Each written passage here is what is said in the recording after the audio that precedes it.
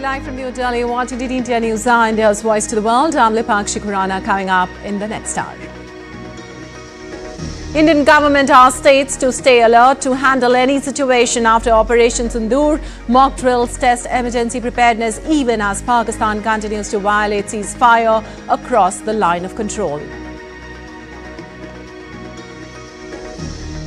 Uncertainty prevails as Putin's order of 3-day ceasefire enters force. Kyiv has dismissed it as theatrics and asked for 30-day truce.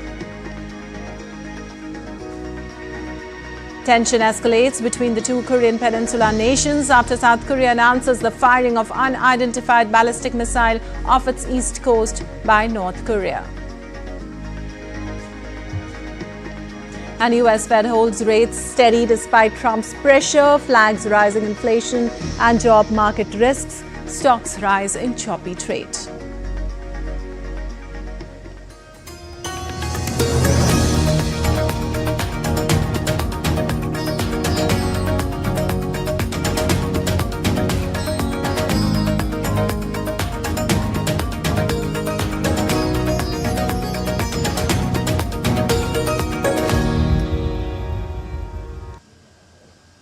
Well, on to the details. Government asks states across India to stay alert to handle any situation after Operation Sindoor. Prime Minister Narendra Modi convened a high-level meeting with the Union Cabinet. Political leaders across party lines lauded Indian Army. Defence Minister said that India exercised its right to respond. Nation celebrated justice done by armed forces under the leadership of Prime Minister Narendra Modi.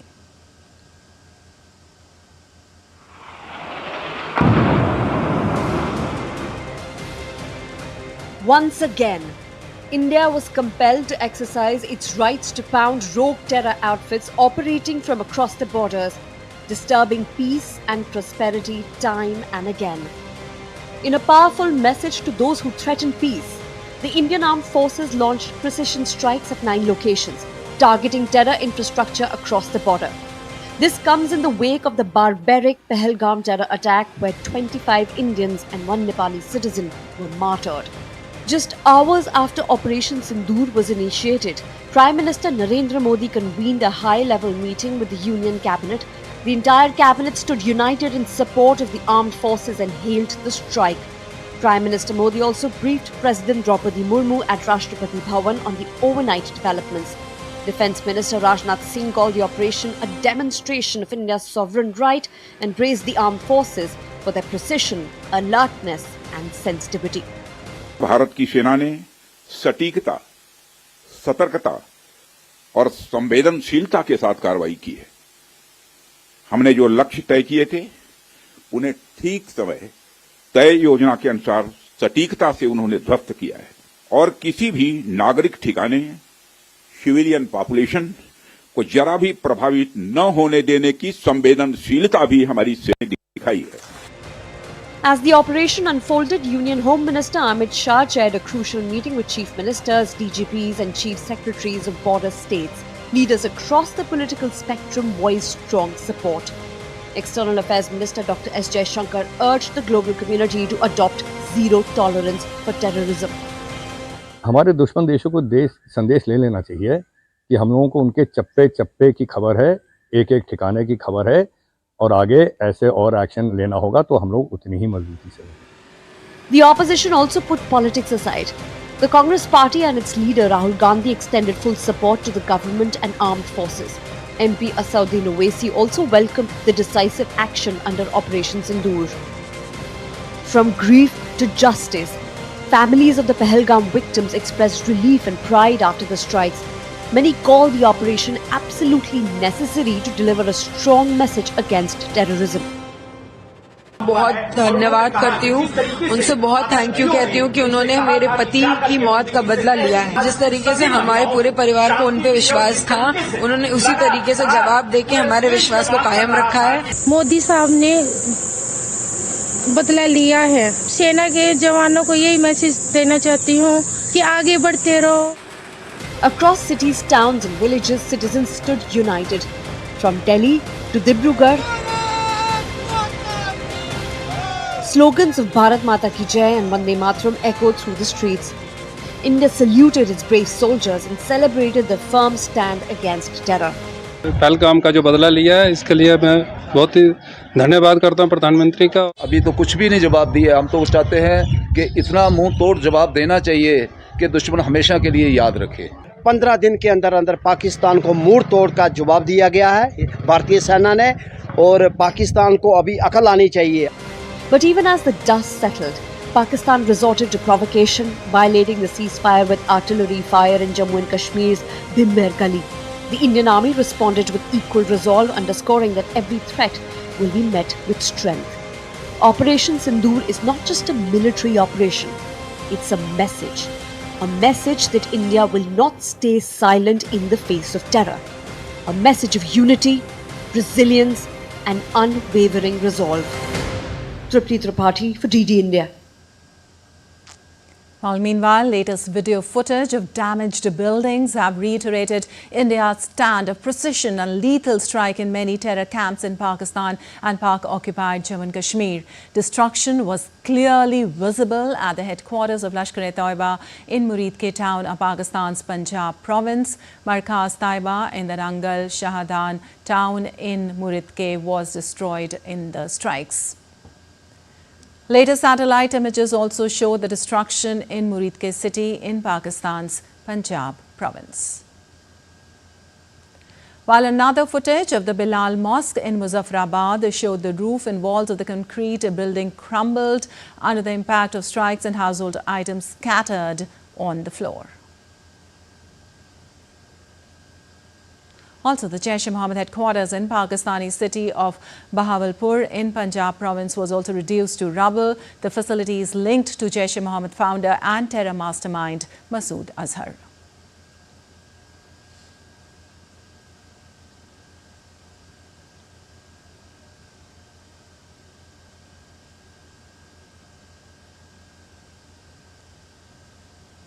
Also, the government has called an all-party meeting to brief all political parties on Operation Sindoor in the parliament. The all-party meet of the government comes a day after the Indian armed forces carried out targeted strikes at terror camps in Pakistan and Pak-occupied Kashmir.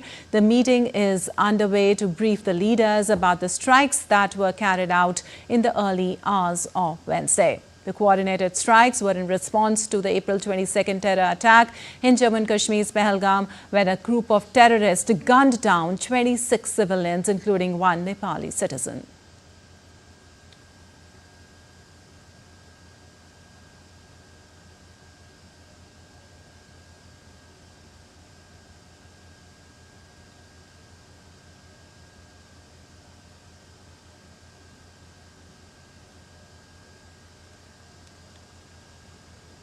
And for more on the latest, my colleague Akshay Dongre joins me live from New Delhi. Well, Akshay, what are the most recent developments you're following? Has Pakistan been reacting in any particular way? What's the current situation like? Well, the situation remains tense at the borders, especially the line of control, where be it the Poonch sector or Rajouri, there has been continuous shelling that was done by Pakistani Rangers as well as the Pakistani Army. And while the Indian Army has been retaliating and has been prepared, one thing that Pakistan is exploiting is the vulnerabilities of civilian areas, where not only homes of people are being targeted but also religious places. A Gurdwara was targeted yesterday. About 15 people were killed in cold blood by Pakistani Army after shelling focused on civilian areas, as the Indian Army had prepared for any kind of retaliation by Pakistan and was dug down deeper. Now looking at the situation, it remains tense. The Indian side has been retaliating, and several posts of Pakistani Army have been destroyed in the attack. But what we are observing at this point in time is also the fact that besides the attacks on civilians, a propaganda machinery has been activated in Pakistan with several claims, from shooting down Indian fighters to drones to misleading its own population over the embarrassment that the Pakistani Army had to face. And now this propaganda machinery is not only limited to social media or to Pakistani officials, but in fact even the Prime Minister of Pakistan is involved with the claims directly being made made from the topmost office. And in fact, in several interviews, the ministers of Pakistan, be it the information minister or the defense minister, they all have been embarrassed and exposed after the basis and the proof of claim has been penned on social media by the defense minister himself when he was questioned by international outlets about the proof of the claim that Pakistan is making about shooting down Indian fighter jets. Right, baseless and false claims being made out there by Pakistan. In fact, Akshay, all-party meeting has also started in New Delhi to brief all the political leaders on Operation Sindoor in the parliament. Any update you have on that? Well, it's a closed-door meeting. As of now, what we are aware of is all the political parties of the opposition and the parties that are with the government. Everyone has been involved as far as a briefing on the action by the Indian Army as well as the other Indian armed forces are concerned, be it Operation Sindoor or other retaliation that the Indian Army is giving back to the Pakistani Rangers as well as the Army personnel about shelling and artillery fire on civilian areas. So yesterday, not only Pakistan's terror hubs were destroyed, but also Pakistan's misconception about trying to create a communal discord and dissent among the political parties, as all the political parties from different ideologies, different parts of the country stood together with the Indian Armed Forces. It's a major thing to see as far as the retaliation by the armed forces are concerned, and quite rattling for Islamabad once again. Absolutely. Also, Akshay, we have been showing our viewers latest video footage of the damaged buildings. What does it suggest about the precision and impact of India's terror strike yesterday on the camps across Pakistan and POK? Well, precision was the major mainstay of the attack because as a strategy, Pakistan usually places these terror hubs in dense civilian areas which cannot be attacked by any armed forces of India without damage to civilian areas as well. Now, the nefarious design was also busted because the precision that was used during the attacks against these madrasas and other places which were covertly being used as terror training grounds and funding grounds of terrorists who are operating against other countries.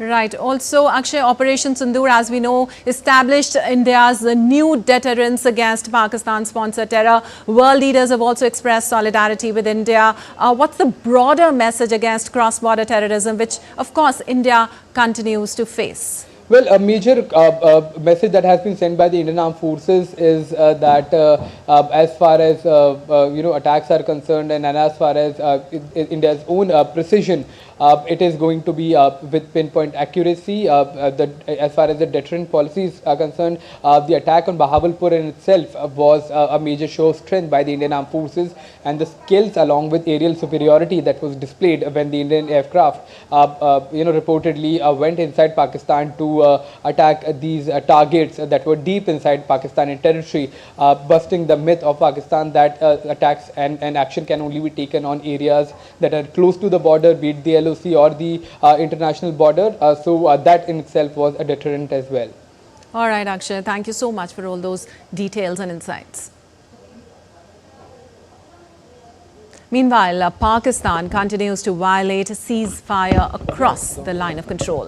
During the night of 7th and 8th May, Pakistan Army Post resorted to unprovoked fire using small arms and artillery guns across the LOC in areas opposite Kupwara, Baramulla, Uri and Akhnur areas in J&K. Indian Army responded proportionately. Meanwhile, moments after India's Operation Sindoor, Pakistan started firing, including artillery shelling from posts across the line of control in Poonch district. 12 civilians, including a woman and 3 children, were killed and as many as 41 injured in the firing. Border district Poonch remained the most affected of shelling by Pakistan, where several houses and vehicles have also been damaged. Also, hundreds of residents along the line of control and the international border are being evacuated to safer zones as authorities chalked out countermeasures to safeguard civilians from Pakistani shelling. Well, the official said the district administration has mobilized all its resources to make necessary arrangements for the convenience of people, especially females, so that they do not face any problem at the temporary shelter homes. Well, an army jawan was also martyred after sustaining injuries in artillery shelling by Pakistan in the Poonch sector of Jammu and Kashmir on Wednesday. The White Knight Corps on Wednesday confirmed the supreme sacrifice of Lance Naik Dinesh Kumar of the 5 Field Regiment in a social media post. They also expressed solidarity with the civilians affected by the cross-border attacks.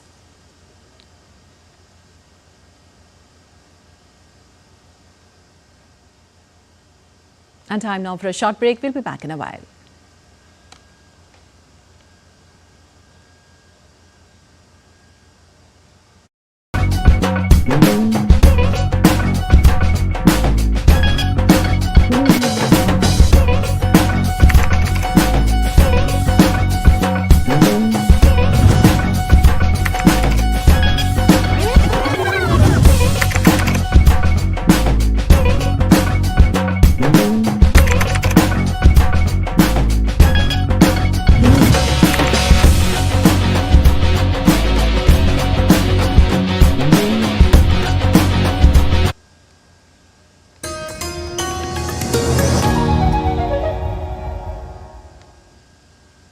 Welcome back. You're watching DD India News. I'm Lipakshi Khuran, and moving on, the National Investigation Agency (NIA) issued a public appeal for information regarding the Pahalgam terror attack. The agency has urged the tourists, visitors and residents who may have photographs, videos or any relevant information about the incident to come forward. Such contributions could be crucial in identifying the perpetrators and understanding their methods. The NIA has already collected numerous photographs and videos related to the attack and is examining them thoroughly.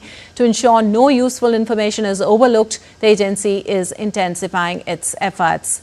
In its appeal, the NIA has requested individuals to contact the agency via mobile number 9654958816 or landline number 011 243 68800.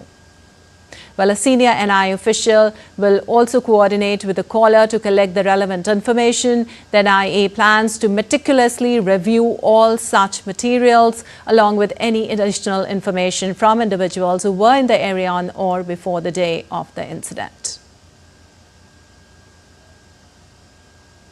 And for more from Srinagar, we have Shabir Dar joining us from there. Well, Shabir, Pakistan continues to violate the ceasefire along LOC. What's the current situation right now?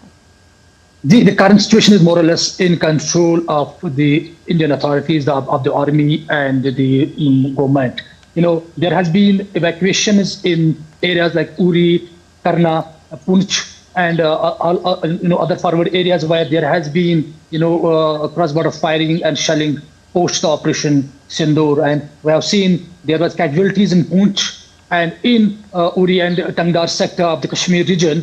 There were huge damage to the residential properties, but fortunately there has been no reported death as of now. But the damage to the property is there, so authorities have pressured in their men and machinery to ensure that the civilians are evacuated from the forward areas. The villages near to the LOC, near to the international border have been evacuated. The people have been evacuated from there. They have been shifted to the safer locations where every arrangement is made for their safety and for their lodging. The food is being arranged for them, and essentially the medical facilities in areas like Baramulla, Kupwara, Poonch, Rajouri, the government has issued orders that no leave will be entertained of any medical employee who works in hospitals and local dispensaries. So the district administration has been directed by the Lieutenant Government Administration and the Chief Minister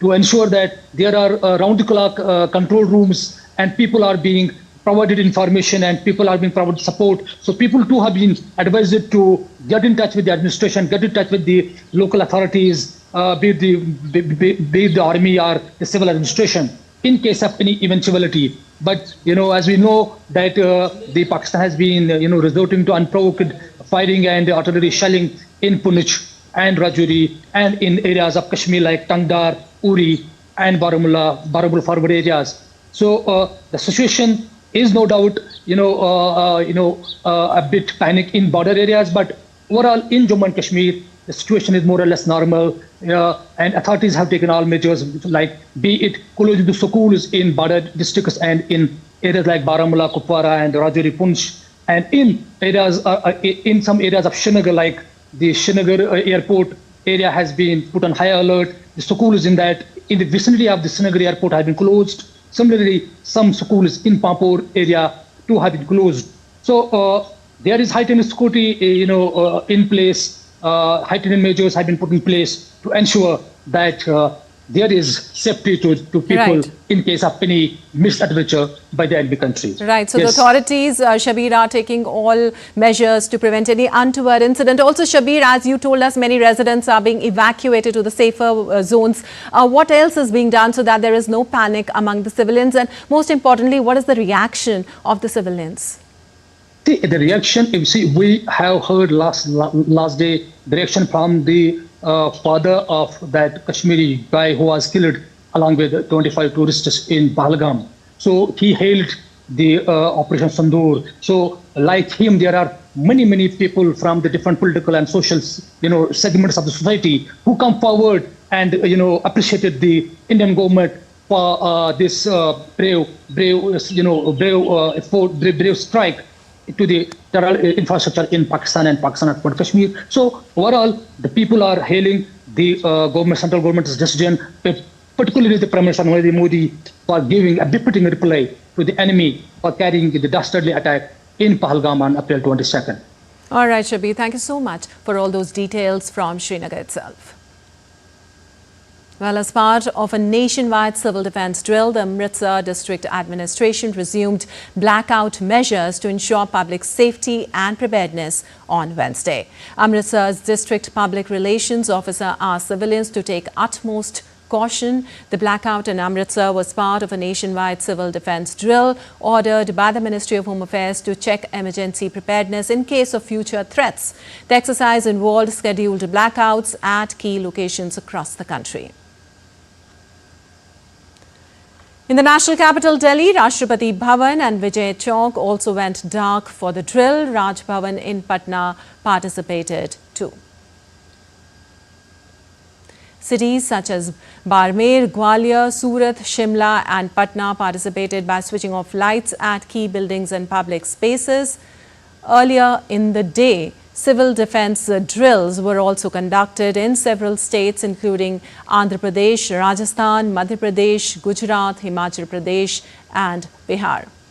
Well, these drills were meant to assess how local authorities and citizens respond to emergencies. Meanwhile, all government and private schools in the border districts of Rajasthan, including Barmer, Bikaner, Sriganganagar and Jaisalmer, have declared a holiday until further notification. In Barmer, a border district of India-Pakistan border, holiday has been declared in government and private schools. There will be holiday in the schools of Barmer district from Thursday till further orders. Holiday has also been declared for all the government and non-government schools, educational institutions, CBSE schools, Anganwadis, madrasas up to class 12th in Barmer district from May 8, 2025 till further orders, in the home or common examination to be held from May 8, 2025 is also postponed till further orders.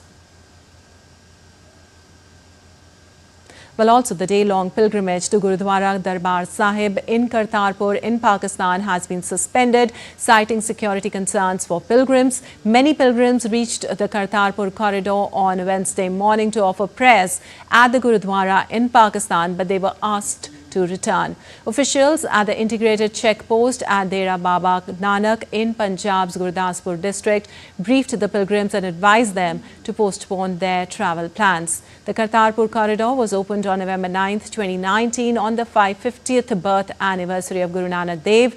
The Kartarpur corridor links the Darbar Sahib Gurudwara in Pakistan, the final resting place of Sikhism founder Guru Nanak Dev Ji, to the Dera Baba Nanak shrine in Gurdaspur district. While the Indian pilgrims of all faiths are allowed to undertake round-the-year visa-free travel to the historic Gurudwara in Kartarpur. And for more updates from there, we have Gurmeet Singh joining us from Jalandhar. Well, Gurmeet, the Kartarpur corridor pilgrimage has also been suspended. How is the situation there in Punjab at the border post Operation Sindoor?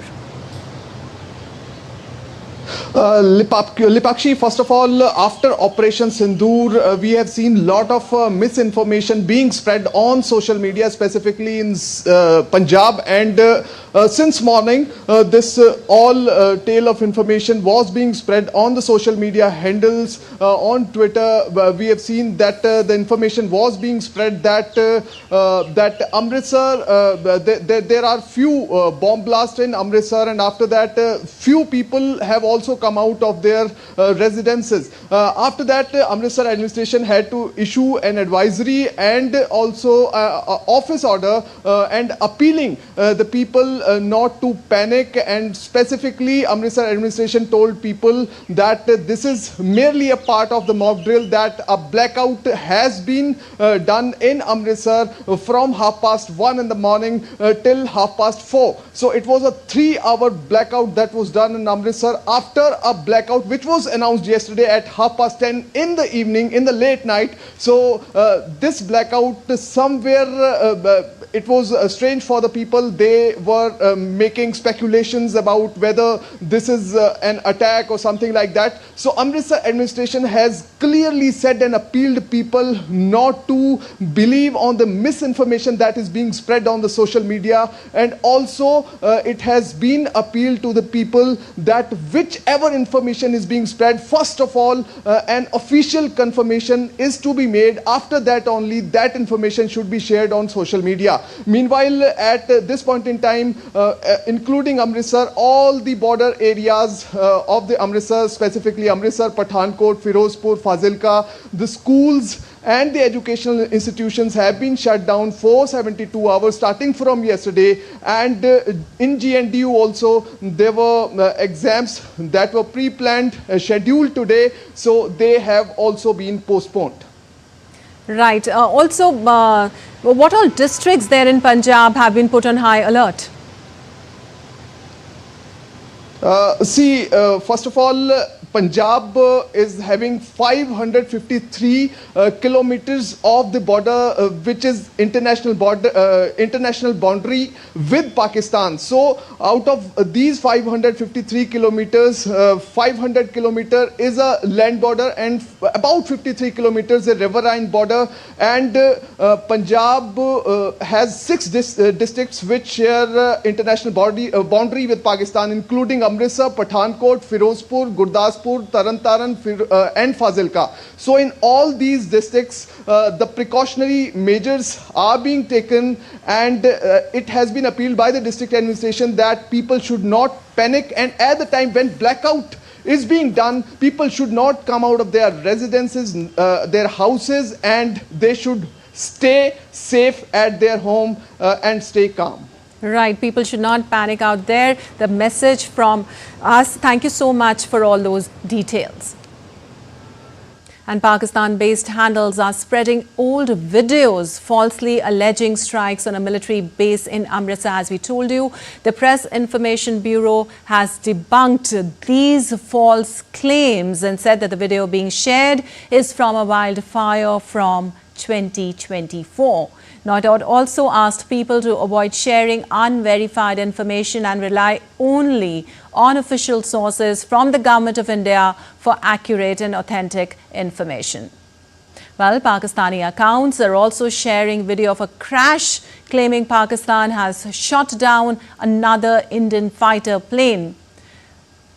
PIB said the video being shared is from February 2025 and depicts the crash of an Indian Air Force Mirage 2000 aircraft near Shivpuri, Gwalior, which occurred during a routine training mission and not now. Further, also an old video from September 2019 of the Pakistan Army raising white flag at LOC to recover bodies of its dead soldiers is also being shared by Pakistani handles. It is being falsely claimed that it is Indian Army waving white flags at LOC to retrieve bodies of its soldiers.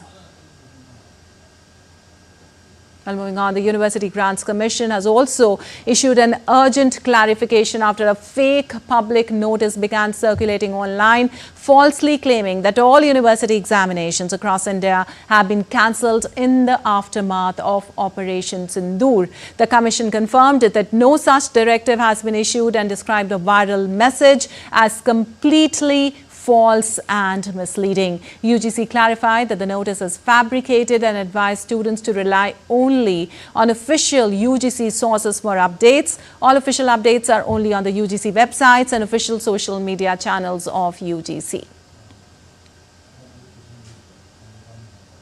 Well, France has expressed its full solidarity with India, condemning the terrorist attack in Pahalgam on 22nd of April. France's Ministry for Europe and Foreign Affairs on Wednesday said it supports India in its fight against terrorist groups. The statement said that France is closely monitoring the situation and deeply concerned about the latest developments between India and Pakistan. It calls for de-escalation and the protection of civilians. Also, UK Member of Parliament Priti Patel condemned the April 22nd Pahalgam terror attack and called on the British government to strengthen counter-terror cooperation with India. Well, speaking in the UK House of Commons, Patel reiterated her condolences to the victims and urged the UK to recognise the cross-border terror threat posed by groups operating from Pakistan. Patel also highlighted the importance of the UK security cooperation with India, pointing to the history of terrorism that India has faced and Pakistan's past harbouring of terrorists. This is clearly a precarious moment, and we want to see tensions ease between India and Pakistan. We want to avoid a state-on-state military escalation. We're also clear that India has the right to take reasonable and proportionate steps to defend itself and to dismantle the vile terrorist infrastructure that has caused death and continues to threaten them. And we know that terrorists based in Pakistan threaten India and Western interests. It was the country that Osama bin Laden was hiding in. And because of the long history of violence inflicted by terrorists on India, the UK has in place long-standing security cooperation agreements with India. And in fact, last week in this House, I reminded the government of those long-standing security agreements, why they exist and why they should matter to us here in the UK. Given these links, the UK government should be at the forefront of working with our friends and allies to tackle the terrorist threats that we face collectively. And moving on, in a major update from Chhattisgarh-Telangana border, 20 Naxals were killed by security forces in an encounter in Bijapur on Wednesday. The encounter under Mission Sankalp was carried out near Karegutta Hills on the Chhattisgarh-Bijapur-Telangana border. The offensive involves as many as 20,000 troops and is led by the CRPF along with units of Chhattisgarh Police. A total of 26 Naxals have been killed by security forces till now as part of the biggest operation undertaken this year against left-wing extremists. It is clocked 18 days after it was launched on April 21st from Bijapur district of Chhattisgarh across the border of Telangana. India aims to be Naxal-free by March 31st, 2026. And time now for a short break. We'll be back in a while.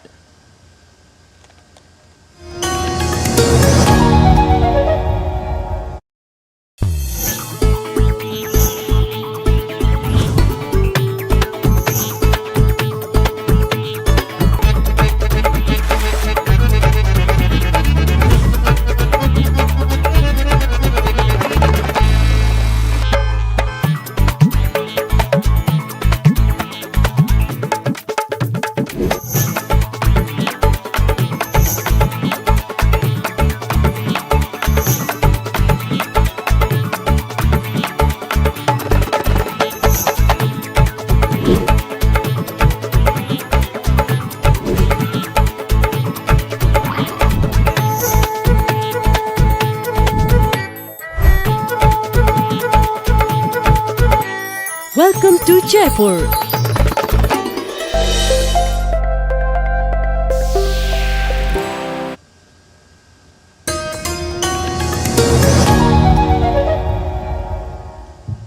Welcome back. You're watching DD India News. I'm Lipakshi Khuranan. In some international update, Russian President Vladimir Putin has proposed a 3-day ceasefire starting on Thursday to coincide with Moscow's Victory Day parade on Friday. Ukraine never agreed to the proposal and dismissed it as theatrics and called instead for a 30-day ceasefire. For the past 3 days, Moscow and Kyiv staged aerial attacks, prompting airport closures in Russia. The attacks triggered hours of chaos late on Tuesday and Wednesday with temporary airport closures in Moscow and its surrounding regions. The Kremlin has said Russian forces will honor Putin's order for the duration of the holiday but will respond immediately if Ukraine launches any fire.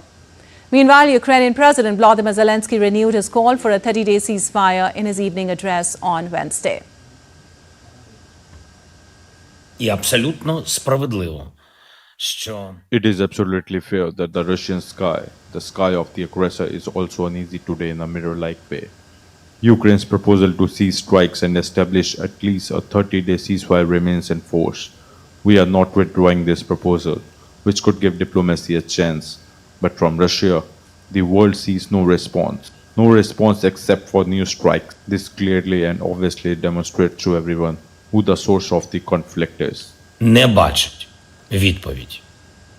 Well, U.S. Vice President J.D. Vance said that Trump administration wanted Russia and Ukraine to agree on some guidelines for talking to each other directly, which would be necessary to end the conflict.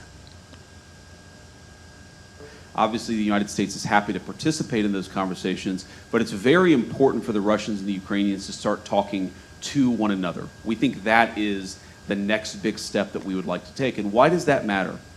The reason it matters is because, again, I mentioned the Russians, but also the Ukrainians have also been sort of, they've put a piece of paper in our hands that says this is what we would need in order to bring this conflict to a successful resolution from our perspective.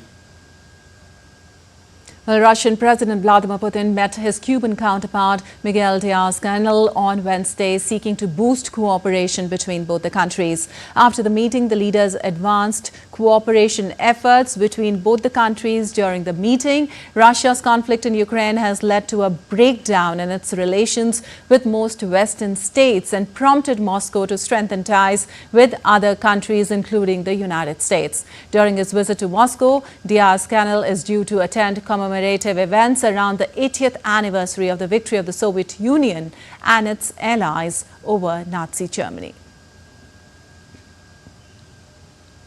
And Chinese President Xi Jinping arrived in Moscow to begin a 4-day state visit to Russia and attend the celebrations of 80th anniversary of World War II victory at the invitation of Russian President Putin. The Russian side held a welcome ceremony at the airport, which saw a military band play the national anthems of both China and Russia before Xi reviewed the Guard of Honor and watched a march past. Also, the presidents of the Republic of Congo, the New Development Bank, Brazil and Equatorial Guinea also arrived in Moscow ahead of the victory celebrations. Festive banners and billboards thrilled onlookers in Moscow as Russian capital prepares to celebrate. The commemoration will feature a parade attended by more than 24 foreign leaders. Kremlin spokesman Dmitry Peskov said authorities had jammed internet connections ahead of the parade, citing the threat from Kyiv. And North Korea fired at least one unidentified ballistic missile about a week after Pyongyang tested a new destroyer. Pyongyang fired unidentified ballistic missile into the East Sea, which is also known as the Sea of Japan. The launch came about a week after North Korean leader Kim Jong-un ordered Navy vessels to be speedily armed with nuclear weapons as the country conducted its first test firing of a new warship weapon system. Last month, Pyongyang unveiled a 5,000-ton destroyer-class vessel named Chohyon that some analysts said could be equipped with short-range tactical nuclear missile. And French President Emmanuel Macron on Wednesday told visiting Syrian leader Ahmed al-Sharaa to protect all people in the multi-confessional country. Macron also called for a continuation of the gradual lifting of European economic sanctions if the new Islamist authorities stabilize the country. Macron said he had told Sharaa at their talks in Paris that the president must do everything to assure the protection of all Syrians without exception after unacceptable killings and clashes that affected the Alawite and Druze minorities in recent months. The French president said Sharaa must ensure that the perpetrators of the violence are prosecuted and tried. Well, tens of thousands of people took part in a rally on Wednesday in Istanbul to support the city's jailed mayor Ekrem İmamoğlu. The demonstration was one of the biggest in recent weeks and came as the opposition Republican People's Party or CHP sought to relaunch its effort for İmamoğlu, who was detained in March. Özgür Özel, CHP leader, addressed the crowd as part of a series of rallies held across the country. He said the party had not been allowed to light up the square, prompting supporters to use the flashlights on their phones, waving them along to song. İmamoğlu was jailed on March 23rd, pending a hearing on corruption charges that he denies. The arrest could stop İmamoğlu taking part in presidential election scheduled for 2028.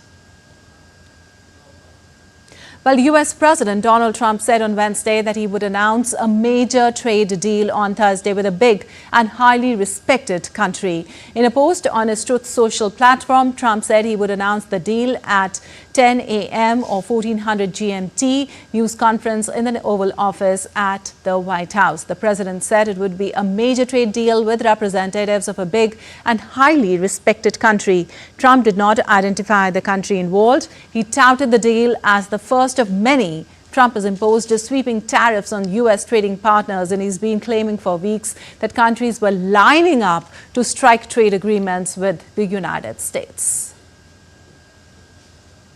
Well, President Donald Trump's recent announcement about contemplating tariffs on foreign-made movies has sent shockwaves through the global film industry. More in this report. Trump declared his intentions to impose 100% tariff on all movies produced outside the United States. The statement left filmmakers from Canada to Australia in disbelief, fearing the potential impact on their industries. France's culture minister has vowed to protect the country's film sector from Trump's threats. France has a robust system of taxes and quotas that supports domestic filmmaking, and officials are determined to defend it. The minister emphasized that Trump's tariffs could ultimately harm the American film industry as well. Amidst all this confusion, the British government says it is in active discussions with US officials. I can tell the House that we are already in active discussions with the top of the US administration on this subject. We are absolutely clear that the deep ties between the US and UK film industries provide mutual benefits to both countries. Productions are by their very nature international partnerships, which are often developed and created across different countries and locations. Indeed, US movies are often multinational precisely because US movies earn far more overseas than they do domestically in the United States of America. Cameron Bailey, CEO of the Toronto International Film Festival, highlighted the long-standing cultural ties between Canada and the US film industries despite the current tensions. Well, it's early days. Right now, all we have is a social media post and a lot of speculation. So we don't know what this will really turn into. But what I do know, what we see every year, every day really here at TIFF, is that there is a really tightly integrated cultural union between Canada and the US when it comes to film and TV as well. Hollywood itself has always been, since its very early days, an international industry. In Latin America, confusion reigned as industry leaders sought clarity on what these tariffs would mean for their work. Argentine producer Axel Kuchwatsky, known for his Oscar-winning film The Secret in Their Eyes, expressed the need to understand the specifics of the proposed measures. Similarly, Mariana Souza, president of the Brazilian Association of Audiovisual Production, raised concerns about how streaming platforms and international collaborations might be impacted. In Colombia, where a significant portion of local film production is tied to international projects, experts warned that such tariffs would undoubtedly have a negative effect. As the situation unfolds, the global film community watches closely, uncertain of the future and the potential consequences of these proposed tariffs. Sujata Lochab for DD India. Well, thick black smoke emerged from the chimney of the Sistine Chapel in a sign that cardinals had failed to elect a new head of the Catholic Church in their first conclave vote. Tens of thousands of people gathered in St. Peter's Square to await the smoke, which came around 3 hours and 15 minutes after the 133 cardinals were closed in. The prelates will now withdraw to the Santa Marta guest house, where they are staying for the election before starting to vote again on Thursday. Cardinals were called back to Rome following the death of Pope Francis on April 21st after 12 years as head of the world's 1.4 billion Catholics. And multiple California fire agencies gathered on Wednesday for a fiery demonstration to show the importance of fireproofing homes as well as Wildfire Preparedness Week. Firefighting personnel said they are preparing for another potentially dangerous wildfire season after the Eaton and Palisades fire that destroyed thousands of properties. Residents can initially prepare their homes by establishing a 5-foot defensible space around their homes, choosing non-combustible gutters and removing parallel fencing. And now to some business news now. The U.S. Federal Reserve has once again held interest rates steady, marking the third consecutive time since January. The central bank, however, warned of rising risks of inflation and unemployment, signaling continued uncertainty for the economy. We have a report. The Fed kept the target range for the federal funds rate unchanged at 4.25 to 4.5%, aligning with market expectations. There was no surprise, but all eyes are on the next step. Fed Chair Jerome Powell declared the U.S. economy solid, yet warned of rising uncertainty. The central bank vowed to stay flexible, watching the data. Inflation has come down a great deal, but has been running somewhat above our 2% longer run objective. In support of our goals, today the Federal Open Market Committee decided to leave our policy interest rate unchanged. The risks of higher unemployment and higher inflation appear to have risen, and we believe that the current stance of monetary policy leaves us well positioned to respond in a timely way to potential economic developments. Jerome Powell emphasized a cautious stance as the Fed balances inflationary pressures with potential labor market softness. He identified trade tensions, particularly from Trump's tariffs, as a significant factor obscuring the economic outlook. The tariff increases announced so far have been significantly larger than anticipated. All of these policies are still evolving, however, and their effects on the economy remain highly uncertain. As economic conditions evolve, we'll continue to determine the appropriate stance of monetary policy based on the incoming data, the outlook, and the balance of risks. Powell also said that recent public criticism leveled at him by President Trump didn't affect his job of tackling inflation and unemployment at all.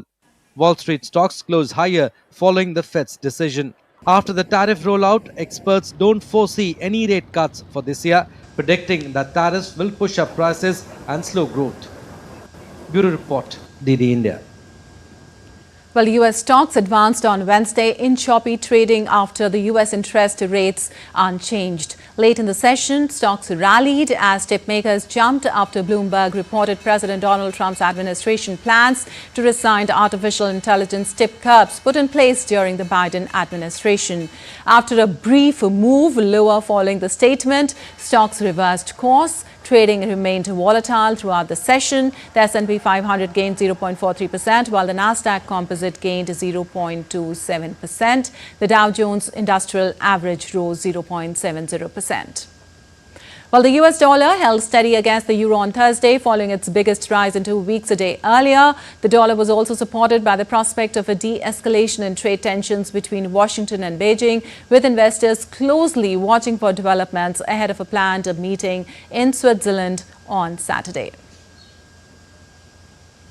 Well, you're watching TT India News. Our time now for some sports news. In IPL, Punjab Kings will take on Delhi Capitals at the Himachal Pradesh Cricket Association Stadium in Dharamshala on Thursday. The match will be important for both the sides with the race for the playoff seating up. PBKs have one win more than DC, and a victory will nearly seal the qualification for them. On the other hand, the Delhi Capitals will be looking forward to get back to winning ways. They started the tournament with 4 wins in 4 games, but they lost momentum afterwards, losing 4 in the next 7 matches. And in fact, Indian skipper Rohit Sharma on Wednesday announced his decision to step aside from Test cricket. The 38-year-old, who was appointed as the captain in the longest format in 2022, led India to the 2023 World Test Championship final against Australia. Rohit's decision to retire comes on the back of a dismal 5-test series against Australia, where the experienced campaigner only scored 31 runs from 3 tests. More in this report. India's captain Rohit Sharma called time on his Test career, announcing retirement from red ball cricket with immediate effect, bringing an end to widespread speculation about his future in the format. Taking to his Instagram story, Rohit posted a picture of his Test cap and wrote, "It's been an absolute honor to represent my country in whites. Thank you for all the love and support over the years. I will continue to represent India in the ODI format."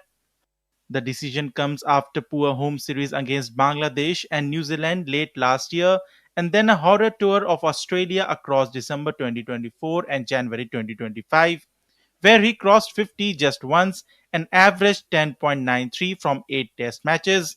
India won both the test against Bangladesh, but were swept 3-0 by New Zealand under Rohit's captaincy, and then lost the Border Gavaskar Trophy series in Australia 3-1. Rohit retires with 4,301 runs in 67 test matches, averaging 40.57 despite the poor recent run.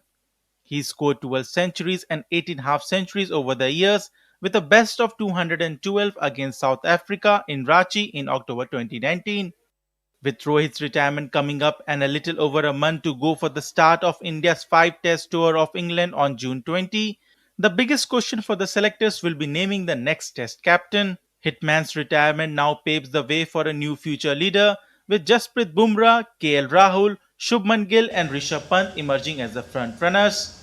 Sports Desk, DD India. Well, now let's show you a new commercial kitchen which is opened in Australian city of Hobart. It's designed to inspire passion among the students for picking fresh produce and to turn those ingredients into a nutritious meal. Take a look.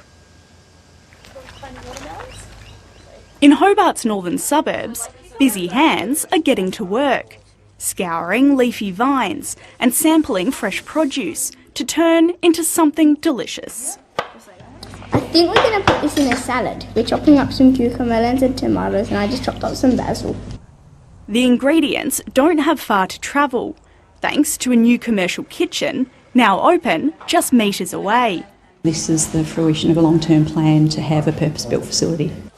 Each week, the space will be filled by students involved in the 24 Carat Gardens program. This one's a cute small one too. For workshops, taking produce from the on-site market garden and turning it into nutritious meals. This is fabulous, to be able to grow the food, cook it in a commercial kitchen environment and then share it. And it teaches you skills that hopefully will inspire some of the children. The kitchen will also be used for community events and catering, and formal training and apprenticeship opportunities are planned. The kitchen is the latest addition to the Material Institute in Bridgewater, which already includes a beauty science lab that opened in 2023. It's really essential actually because it gives exposure to all different opportunities and different professionals in the space, different people they can interact with and things they can look forward to in their future life as adults. So, while the initial focus of the kitchen is its student workshops and existing public events, a future goal is to open up the space to the public more broadly as a social enterprise cafe. I want them to feel proud. I want them to walk in and say, wow, and then take charge, just take over and run the place. Building an appetite for healthy habits. Meg Whitfield, ABC News. All right, that's all for this edition of DT India News Hour. But let us know your thoughts on the news of the day. For those on the go, you can get all the latest news and updates from India and across the world on the DT India mobile app. The app is available on both Android and iOS platforms. Scan the QR code on the screen to download now. Well, we'll be back with more news as it breaks here on DT India. I'm Lipakshi Khurana from all of us here in Delhi. Thanks for watching DT India News Hour.